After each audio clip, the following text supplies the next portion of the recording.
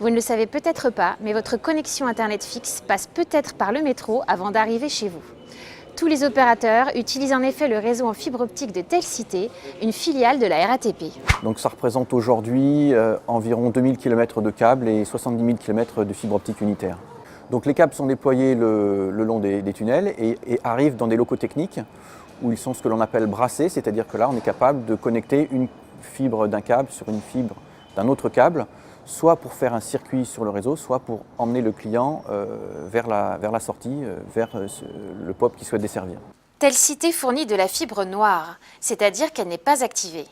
Ce sont ses clients, principalement des opérateurs, qui l'activent en bout de chaîne avec leurs propres installations.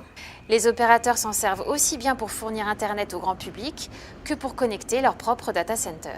Un client, on lui fournit une fibre d'un point A à un point B avec certaines caractéristiques et il peut en faire ce qu'il veut, il peut envoyer les débits qu'il veut dedans. Nous lui garantissons la longueur et l'affaiblissement de la fibre. Alors Telcité a été créé en 1997 pour permettre aux opérateurs de télécommunications de déployer leur réseau rapidement sur l'Île-de-France. Nous avons tiré des câbles à fibre optique d'abord sur les principaux axes du réseau, puis au fur et à mesure du développement de Telcité sur l'ensemble du réseau métro et RER. Et ce n'est pas tout.